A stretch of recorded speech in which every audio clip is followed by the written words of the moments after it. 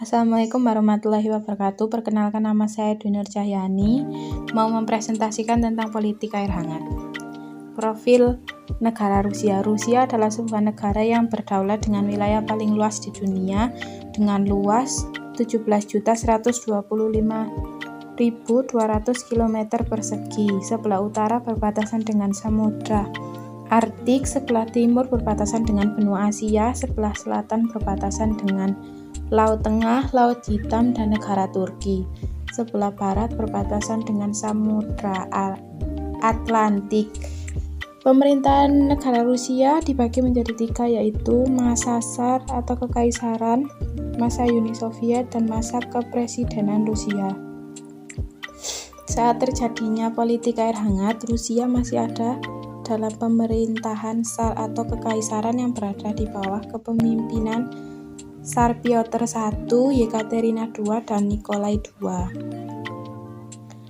Namun saat ini negara Rusia berbentuk republik semi-presidensial yang kepala negaranya adalah presiden dan kepala pemerintahannya adalah perdana menteri.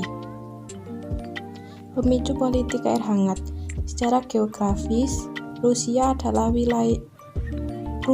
wilayahnya terkunci oleh daratan. Selain itu juga Rusia memiliki iklim tundra, sedangkan pada iklim tersebut tanaman sulit hidup dan hanya sebagian tanaman kecil yang dapat hidup di sana. Karena hal itu, Rusia mengharuskan untuk memasok pasokan logistik berupa barang seperti bahan-bahan makanan serta melakukan impor dari negara lain. Pengertian dari politik air hangat. Politik air hangat adalah upaya Rusia untuk mendapatkan dan menguasai pelabuhan yang airnya tidak membeku pada saat musim dingin dan berlangsung mulai abad 18 sampai 20. Rusia berusaha untuk menguasai lautan.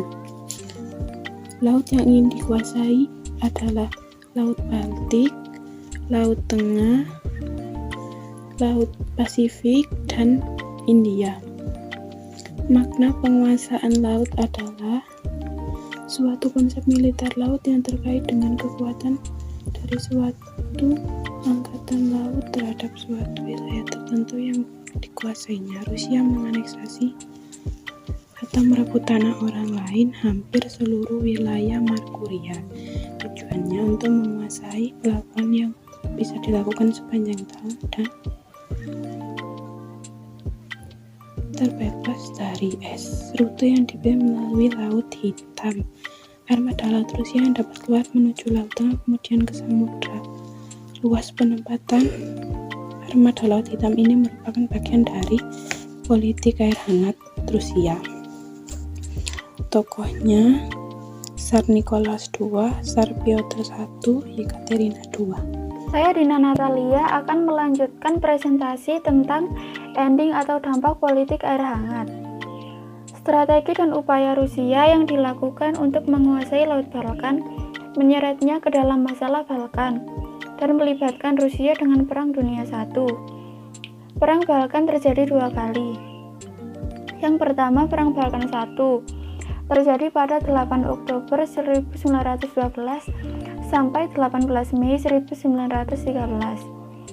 Perang Balkan I diakhiri dengan kemenangan pihak Liga Balkan dan ditandatanganinya Perjanjian London. Setelah berakhirnya perang, terjadi perselisihan mengenai batas wilayah kekuasaan antara anggota Liga, yang menyebabkan pecahnya Perang Balkan II. Perang Balkan II terjadi pada 29 Juni 1913 sampai 10 Agustus 1913. Dalam perang ini, Bulgaria dikalahkan oleh pasukan gabungan Serbia.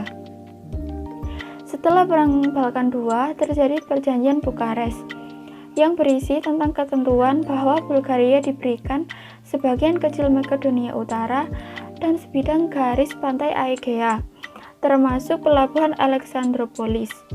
Serbia mengambil Makedonia Utara dan Tengah. Yunani mengakui sisi Makedonia Selatan dan Rumania diberikan Dobruja Selatan. Rusia terlibat ke dalam Perang Dunia I karena rencana Rusia untuk memperluas kerajaannya ke selatan dan merebut Konstantinopel sebagai jalan keluar ke Laut Mediterania. Sekian dari kelompok saya.